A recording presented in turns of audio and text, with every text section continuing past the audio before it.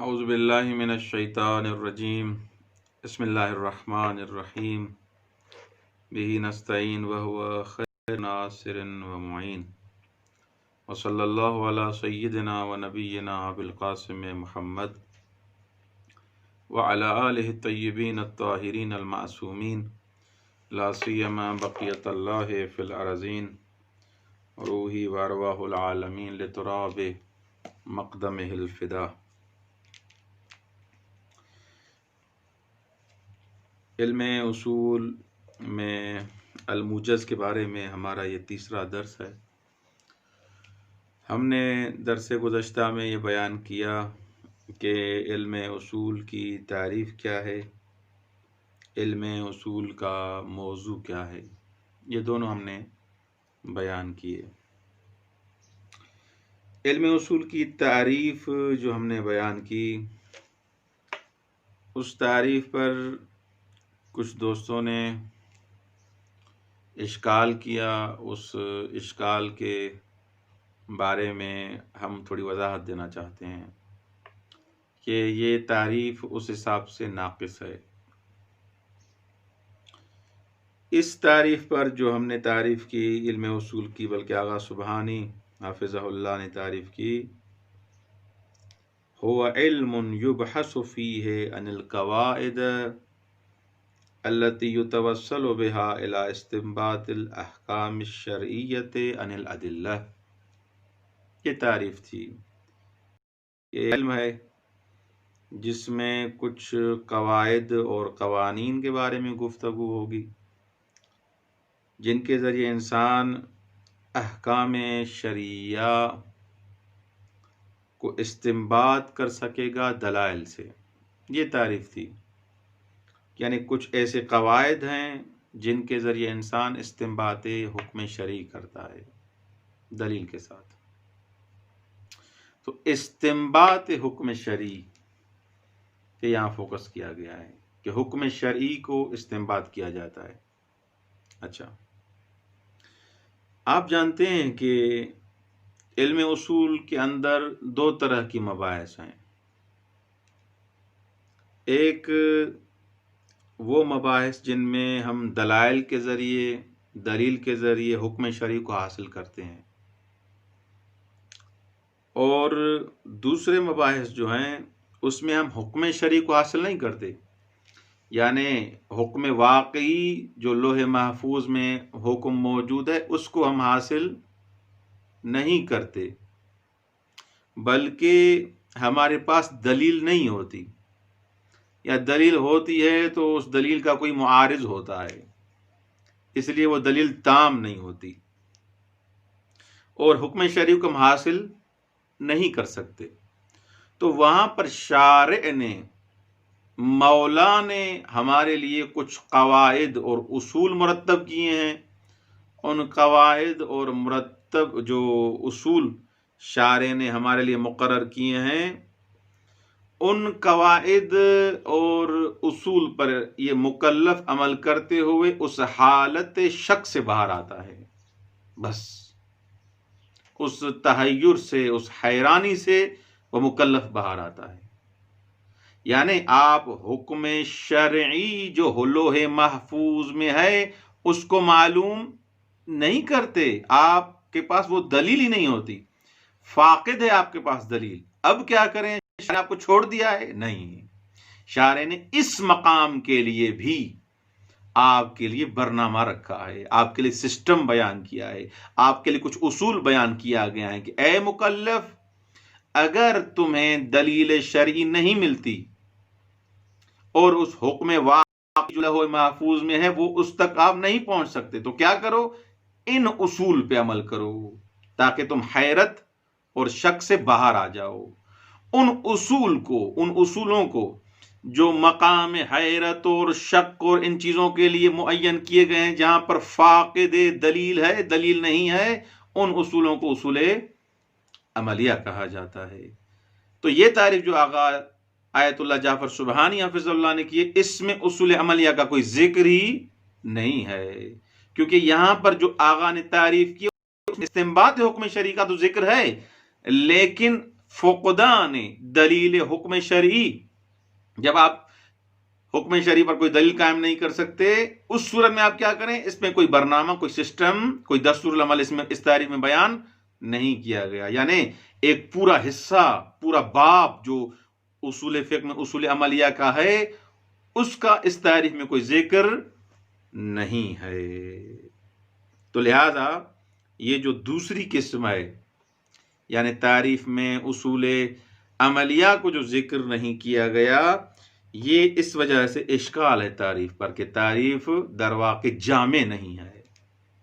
تعریف کو جامع ہونا چاہیے، یعنی جو مباحث بھی علم اصول میں ہیں ان سب کو تعریف آپ ایسی کریں کہ اس میں جائیں، ان الفاظ میں داخل ہو جائیں.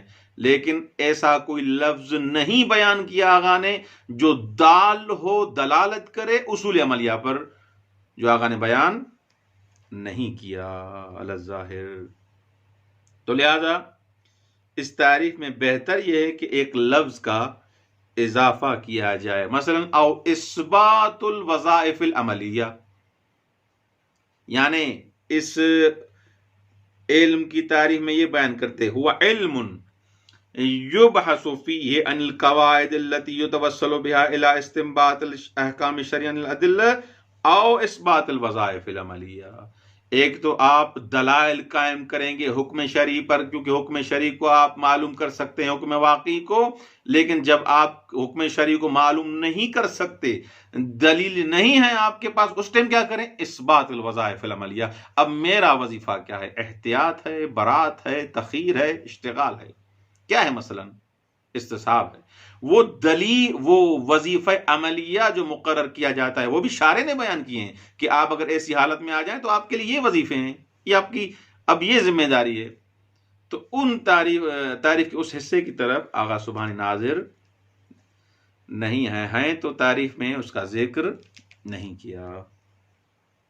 اچھا، یہ ایک بات تھی جو درس گزشتہ سے مربوط تھی، تو اس کو چھوڑ کے اب ہمارا جو آج کا موضوع ہے وہ ہے غایت. اصول کا مقصد کیا ہے؟ علم اصول کو کیوں مدون کیا گیا ہے؟ علم اصول ہم کیوں پڑھتے ہیں؟ اس کا ہدف کیا ہے؟ اس کی غایت کیا ہے؟ اس کی غایت بیان کرنے سے پہلے، عبارت پڑھنے سے پہلے میں ایک چیز کو واضح کرنا چاہتا ہوں. وہ یہ ہے کہ غایت اور علت غائی میں فرق ہے. ایک ہوتی ہے غایت، دوسری ہوتی ہے کیا؟ علت غائی. غایت یعنی ہدف، یعنی مقصد، یعنی آپ یہ کام جو کر رہے ہیں کس ہدف کے تحت کام کر رہے ہیں، اس کو غایت کہا جاتا ہے. خوب، مثلا آپ ایران کیوں جا رہے ہیں؟ زیارت امام رضا، زیارت جناب سیدہ معصومہ. خوب، یہ آپ کا ہدف ہے. تو علم اصول کیوں پڑھ رہے ہیں آپ کا ہدف کیا ہے؟ القدرۃ علی استنباط الاحکام الشرعیہ. آپ کی غایت، آپ کا ہدف علم اصول سے کیا ہے؟ آپ کی غایت، آپ کا ہدف یہ ہے کہ آپ علم اصول پڑھ کے دلیل کے ساتھ حکم شرعی کو کیا کریں؟ استنباط کریں. یہی سیدھی سی بات ہے، ہدف ہے علم اصول کا. تو ایک ہوتی ہے غایت، دوسرا علت غائی. غایت یعنی ہدف. علت غائی اور غایت میں تھوڑا ظریف فرق ہے، حالانکہ حقیقی حساب سے ان میں فرق نہیں ہے، لیکن اعتباری حساب سے ان دونوں میں فرق ہے. توجہ کریں. مثلا مجھے کربلا جانا ہے، زیارت امام حسین علیہ الصلوۃ والسلام کے لیے. کچھ کہاں جانا ہے؟ کربلا. کربلا کی زیارت کا بڑا ثواب ہے. خوب، کربلا جانا ہے، میں نے ارادہ کیا، تصور کیا کہ میں کربلا جا رہا ہوں، کربلا جانا ہے مجھے. اچھا، جب میں نے تصور کیا کہ مجھے کربلا جانا ہے، عراق جانا ہے، کربلا مجھے مولا حسین علیہ السلام کی زیارت کرنی ہے. خوب، پھر میں نے پاسپورٹ جمع کروائے، ویزا لگوایا، وغیرہ وغیرہ وغیرہ وغیرہ، اور میں پھر گھر سے نکلا زیارت کے لیے. یہ جو میں کام کر رہا ہوں، یہ جو کام کرنے سے پہلے جو میں تصور کر رہا ہوں اور اس کے بعد میں کربلا جا رہا ہوں، ابھی میں نے زیارت نہیں کی، اس کو کہتے ہیں علت غائی۔ اس کو کیا کہتے ہیں؟ علت غائی۔ غایت کسے کہتے ہیں؟ غایت کہتے ہیں کہ مثلا آپ کربلا پہنچ گئے، آپ نے مولا حسین علیہ الصلوۃ والسلام کی زیارت کر لی، جو سوچا تو آپ نے زیارت کر لی، اسے کہتے ہیں غایت۔ یعنی غایت آپ کے عمل کے بعد آپ جب اس کام تک پہنچ گئے جس کو سوچا تھا، وہ کام جب محقق ہو جائے عملی حساب سے، اس کو کہا جاتا ہے غایت۔ علت غائی کو کہا جاتا ہے اول الفکر، فکر کا ابتدائی حصہ جب آپ نے سوچا تھا، یعنی اول فکر، اس وقت اس کو علت غائی کہا جائے گا۔ عمل سے پہلے جو آپ نے کام انجام دیے سب کچھ، یہ کیا تھا؟ علت غائی۔ غایت تک پہنچنے کے درواقع وہ اسباب تھے، لیکن پھر یہ غایت کیا ہے؟ یہ آخر العمل ہے۔ آخر العمل یعنی آپ نے وہ کام انجام دے دیا، آپ ہدف تک پہنچ گئے۔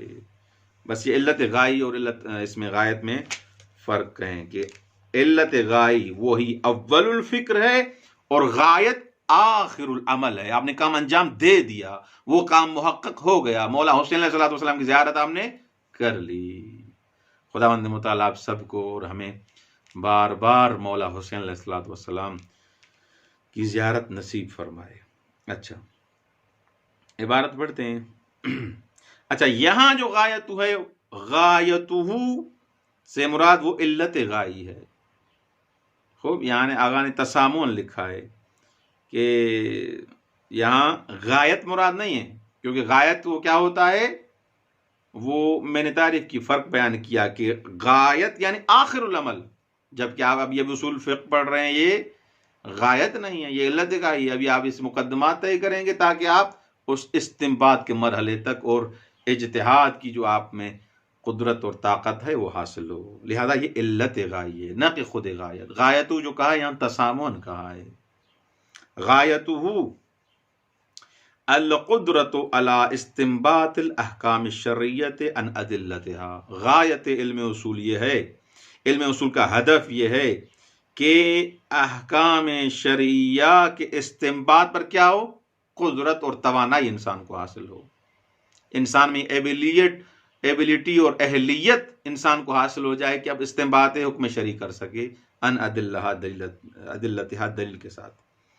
والعصور علی امور یحتج بها فی الفقہ علی الاحکام الشرعی۔ یہ واو عطف تفسیری ہے، یعنی یہ جو مطلب القدرت علی استنباط الاحکام الشرعیہ عن ادلتها بیان کیا، یہ وہی مطلب ہے ابھی جو اس کا یہ الاصول سے شروع ہو رہا ہے، یعنی دونوں مطلب میں کوئی فرق نہیں ہے، اسی کی وضاحت ہے، دوسرے الفاظ میں اس کو بیان کیا ہے۔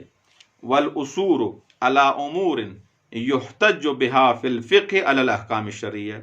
والعصور یعنی الاطلاع، یا غایت علم اصول کی کیا ہے؟ اطلاع حاصل کرنا، کس پر؟ علی امور، کچھ امور پر، کچھ قواعد پر، کچھ قوانین پر، یحتج بها فی الفقہ علی الاحکام الشرعی، جن امور کے ذریعے، جن قواعد کے ذریعے احتجاج کیا جائے فقہ میں احکام شرعیہ پر۔ علی الاحکام الشرعیہ یعنی احتجاج کس چیز پر کیا جائے؟ دلیل کس پر قائم کی جائے؟ حکم شرعی پر۔ علی الاحکام الشرعیہ یتعلق بال یحتج، یہ واضح ہو گیا۔ بس علم اصول کی غایت اور ہدف کیا ہے؟ اصول والاطلاع علی امور یحتج بها فی الفقہ، یا قدرت علی الاستنباط الاحکام الشرعیہ عن ادلتها، یا انسان کو احکام شرعیہ کے استنباط کی قدرت حاصل ہو، یہی میرا مقصد ہے، یا کچھ امور کی اطلاع مجھے حاصل ہو جن سے میں احکام شرعیہ پر دلیل قائم کر سکوں۔ دونوں الفاظ اور جملوں میں کوئی فرق نہیں ہے، یہ تعبیرات مختلف ہیں لیکن مقصد ایک ہی ہے۔ اچھا، وَمِمَّا ذَكَرْنَا يُعْلَمُ وَجْهُ الْحَاجَةِ إِلَى أُصُولِ الْفِقْهِ، یہ جو ہم نے علم اصول کی غایت بیان کی، یہ جو ذکر کیا ہم نے، اس سے پتہ چلتا ہے وجہ الحاجت الی اصول الفقہ، اصول فقہ کی طرف ہمیں ضرورت کیوں ہے، کیوں ہم علم اصول کو، اصول فقہ کو ہم پڑھتے ہیں، اس کی ضرورت کیا ہے۔ فَإِنَّ الْحَاجَةَ إِلَيْهِ كَالْحَاجَةِ إِلَىٰ عِلْمِ الْمَنطِق، توجہ کیجیے گا، یہ پہلے ہی میں بیان کر چکا ہوں کہ علم اصول علوم عالی میں سے ہے، نہ علوم استقلالی میں سے ہے۔ فَإِنَّ الْحَاجَةَ إِلَيْهِ، کہ بے تحقیق ضرورت جو اس علم اصول کی طرف ہے، اصول فقہ کی طرف ہے، كَالْحَاجَةِ إِلَىٰ عِلْمِ الْمَنطِق، علم منطق کی طرح اس کی حاجت ہے۔ جیسے علم منطق کی طرح ہم محتاج ہیں، اسی طرح ہم علم اصول کی طرف محتاج ہیں۔ یعنی کیا بیان کرنا چاہتے ہیں یہاں پر، کہ آپ کی ضرورت جو علم منطق کی ہے، جیسے آپ علم منطق کی طرف محتاج ہیں، جیسے آپ علم منطق کو پڑھ کے کسی مقصد تک پہنچنا چاہتے ہیں، اسی طرح علم اصول کو آپ پڑھ کے فقہ میں آپ دلیل قائم کریں گے۔ خود علم اصول آپ کا مقصد نہیں ہے، اس کو پڑھ کے مقصد کیا ہے، فقہ میں دلیل قائم کرنا، احکام شریعہ پہ دلیل قائم کرنا۔ فَكَمَا أَنَّ الْمَنطِقَ يَرْسُمُ النَّهْجَ الصَّحِيحَ فِي كَيْفِيَّةِ إِقَامَةِ الْبُرْهَانِ، جیسے منطق معین کرتا ہے انسان کے لیے برہان کے اقامے کے، برہان کی کیفیت، برہان کی قائم کرنے میں، کہ کیسے برہان قائم کیا جائے، اسی طرح منطق اس کو، اس مکلف کو نہج صحیح بتاتا ہے۔ فَكَمَا أَنَّ الْمَنطِقَ، جیسے منطق یرسم معین کرتا ہے، ظاہر کرتا ہے کہ اقامہ برہان کی کیفیت کیا ہے، اس کی نہج صحیح انسان کو بتاتا ہے۔ فَهَكَذَا الْحَالُ فِي عِلْمِ الْأُصُولِ، یہی حالت علم اصول کی ہے۔ جیسے منطق آپ کو کیفیت اقامت برہان، کہ اقامہ برہان کیسے کریں، برہان کیسے قائم کیا جاتا ہے، اس کی نہج صحیح کو ترسیم کرنا سکھاتا ہے علم منطق، اسی طرح حال فی علم الاصول، یہی علم اصول کا ہے۔ یعنی علم اصول آپ کا ہدف خود نہیں ہے، اس کو پڑھ کے کوئی اور ہدف ہے۔ کیا ہے اس کا؟ فَإِنَّهُ يُبَيِّنُ كَيْفِيَّةَ إِقَامَةِ الدَّلِيلِ الْحُكْمِ الشَّرْعِيِّ، یہ علم اصول بھی بیان کرتا ہے کہ حکم شرعی پر آپ دلیل کس طرح بیان کریں۔ علم اصول کا ہدف کیا ہے؟ کہ یہ بیان کرے گا کہ حکم شرعی پر، کوئی بھی حکم شرعی ہے، اس پر آپ دلیل کی نہج کیا ہے، کیا طریقہ ہے، یہ علم اصول ہمیں سکھائے گا۔ واضح ہو گیا؟ اچھا، اب آتے ہیں امر ثانی کی طرف۔ ہم نے بیان کیا تھا کہ اس مقدمے میں درواقع 12 امور ہیں۔ پہلا امر تھا تعریف علم اصول، موضوع علم اصول اور غایت علم اصول کے بارے میں، اور جو دوسرا امر ہے یہ ہمارا مباحث کی تقسیم کے بارے میں ہے۔ خوب، مباحث اصول فقہ کی کتنی قسمیں ہیں، اور اس کی پارٹیشن اور تقسیم بندی، کیٹیگریز کیسے بیان کرتے ہیں۔ تقسیم و مباحثی، تنقسم المباحث الاصولیہ الی 4 انواع، مباحث اصولیہ تقسیم ہو رہی ہیں، تقسیم ہوتی ہیں 4 انواع کی طرف، تربیع اور سنائی۔ ایک تقسیم سنائی ہے، ایک تقسیم رباعی ہے۔ یہ تقسیم جو ابھی بیان کرنے جا رہے ہیں یہ تقسیم رباعی ہے، 4 قسمیں ہیں یہاں پر۔ اچھا، الاول المباحث اللفظیۃ ویقع البحث فیها عن مدالیل الالفاظ وظواہرها التي تقع فی طریق الاستنباط نظیر ظہور صیغۃ الامر فی الوجوب۔ مباحث لفظیہ، سب سے پہلی بحث مباحث لفظیہ کے بارے ہے۔ اس میں یقع البحث فیہا، ان میں جو بحث ہوگی، ان مدالیل الفاظ، الفاظ کے مدلولوں اور مفاہیم اور معانی کے بارے میں ہے، کہ اس لفظ کا کیا معنی ہے، اس لفظ کا کیا مفہوم ہے، اس لفظ کا مدلول کیا ہے۔ مدالل وہی معانی اور مفاہیم کے معنی میں ہے۔ وَظَوَاهِرِهَا، اور الفاظ کے ظواہر کے بارے میں کہ اس الفاظ کا ظاہر یعنی خوب اس لفظ سے آپ کے ذہن میں پہلا معنی کون سا آتا ہے. خوب ظواہر کی بحث انشاءاللہ آئے گی، اس میں مفصل گفتگو کریں گے کہ مباحث لفظیہ میں آپ بحث کرتے ہیں الفاظ کے مدالیل، معانی اور ظواہر کے بارے میں.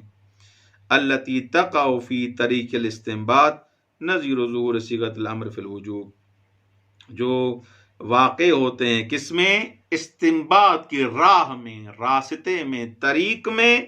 جیسے مثال صیغہ امر کا ظہور وجوب میں، کہ صیغہ امر جب مولا نے کہا صلی، نماز پڑھو، اس کا ظہور اول امر میں، اول وہلا میں آپ کے ذہن میں کیا آتا ہے جب مولا نے کہا صلی کا کیا آتا ہے کہ آپ نماز پڑھیں. واضح ہو گیا.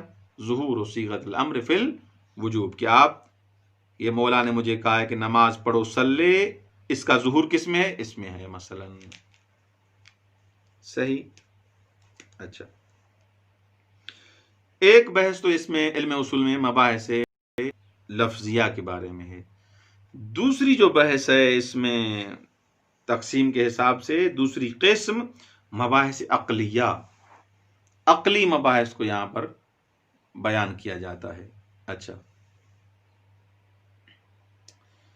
عقلی مباحث ویقع البحث فیها عن الاحکام العقلیہ الکلیہ التي تقع فی طریق الاستنباط. مباحث لفظیہ میں سے بھی ہم وہ ابحاث پڑھ رہے تھے جن کا تعلق کس کے ساتھ تھا؟ استنباط کے طریق میں، استنباط کے راستے میں جو ابحاث مجھے کام آئیں گی مباحث الفاظ میں سے، وہ میں ابحاث پڑھوں گا. اسی طرح مباحث عقلیہ یقع البحث فیہا عن الاحکام العقلیہ، اس میں بھی بحث ہوگی ان احکام عقلیہ کلیہ کے بارے میں جو اس طریق استنباط میں واقع ہوتی ہیں. ان ابحاث کے بارے میں بحث کریں گے. کہاں پر؟ مباحث عقلیہ میں. جیسے مثلا نظیر البحث عن وجود الملازمہ بین وجوب الشیء و وجوب مقدمتی، جیسے مثلا بحث اس کے بارے میں کہ آیا جو چیز مولا نے واجب قرار دی ہے اور اس کا جو مقدمہ ہے ان کے درمیان ملازمہ ہے یا ملازمہ نہیں ہے. مثلا مولا نے مجھے کہا صلی، نماز پڑھو. اب نماز بغیر وضو کے ہوتی نہیں ہے. آیا مولا کا یہ کہنا کہ نماز پڑھو یہ کافی ہے کہ میں بس نہ وضو کروں، یا نہیں اس وضو کے لیے مجھے کسی اور امر کی ضرورت ہے؟ یعنی ملازمہ پایا جاتا ہے کہ مولا نے صلی کہا، جیسے مولا نے کہا کہ تتوضا، وضو بھی کرو. اب وضو کا امر الگ ہونا چاہیے یا نہیں، یا ملازمہ ہے دونوں کے درمیان؟ یعنی کیا؟ یعنی مولا نے کہا صلی تو درواقع ایسے ہی جیسے ہی اس نے مولا نے وضو کا بھی حکم کر دیا ہے. تو مباحث عقلیہ میں یہ ابحاث کی جاتی ہیں کہ میری عقل کیا کہہ رہی ہے کہ یہ جو امر مولا نے کیا ہے اس کا آیا مقدمہ بھی واجب ہے یا واجب نہیں ہے. واضح ہو گیا. اسی طرح کئی اور ابحاث ہیں. الثالث، تیسری جو بحث ہے مباحث میں، مباحث الحجج والامارات، حجت کی ابحاث اور امارات کی ابحاث. امارات مثلا جو انشاءاللہ اس کی بحث آئے گی، امارات مثلا کوئی کسی خبر سے مجھے ظن حاصل ہوتا ہے، گمان حاصل ہوتا ہے، آیا میرے لیے اس پر عمل کرنا ضروری ہے ضروری میرے لیے حجت ہے یا حجت نہیں ہے. مثلا خبر واحد ہے، خبر واحد جو میرے پاس پہنچی، آیا اس پر عمل کرنا میرے لیے ضروری ہے ضروری نہیں ہے. اس کی بحث جو ہے اس میں اس میں مباحث حجج اور امارات میں ہوگی. کل بحث عن حجت خبر الواحد، کہ خبر واحد حجت ہے یا حجت نہیں ہے، انشاءاللہ وہاں پر بحث ہوگی. اچھا، اور رابع، چوتھی بحث جو ہے وہ مباحث الاصول العملیہ، اصولی عملیہ کے بارے میں بحث ہے. وَهِيَ تَبْحَثُ عن مرجع المجتہد عند فقد الدلیل الحکم شرعی. چوتھی جو بحث کی قسم ہے وہ اصول عملیہ کی مباحث کے بارے میں جو قسم ہے وہ یہ ہے. اس چوتھی ابحاث جو ہے، چوتھی بحث جو ہے اس علم اصول کی پارٹیشن اور تقسیم بندی کے حساب سے، وہ اصول عملیہ کے بارے میں. یہ مباحث اصول عملیہ ہیں. اصول عملیہ کیا ہیں؟ اس میں یہ ہوتا ہے کہ مجتہد جب حکم شرعی پر کوئی دلیل اس کے پاس نہیں ہوتی تو اب اس کا مرجع کیا ہے. مرجع یعنی کس کی طرف رجوع کرے، کس چیز کی طرف رجوع کرے. اس چیز کا جو مرجع ہے، جہاں انسان مرجع اور مجتہد رجوع کرتا ہے، ان مباحث کو اصول عملیہ کہا جاتا ہے. کہ اب احتیاط کرے، تخییر ہے، اشتغال ہے، استصحاب ہے، کیا کرے، برات ہے. وَيَتَبْحَثُ عَنْ مَرْجِعِ الْمُجْتَہِدِ، یہ اصول عملیہ بحث کرتی ہیں مرجع مجتہد کے بارے میں. عند فقد الدلیل الحکم شرعی، جب حکم شرعی پر دلیل فاقد ہو جاتی ہے، اس وقت جن ابحاث کی طرف رجوع کیا جاتا ہے، جو وظیفہ ہوتا ہے مکلف کا، ان کو اصول عملیہ کہا جاتا ہے. مجتہد جن کی طرف رجوع کرتا ہے ان کو اصول عملیہ کہا جاتا ہے. وَيُمْكِنُ تقسیمها بملاک آخر، ہم نے بیان کیا تھا کہ تقسیم یا سنائی ہے یا تقسیم رباعی ہے. یعنی آپ اصول فقہ کی ابحاث کو تقسیم رباعی سے بھی تقسیم کر سکتے ہیں، تقسیم سنائی سے بھی کر سکتے ہیں.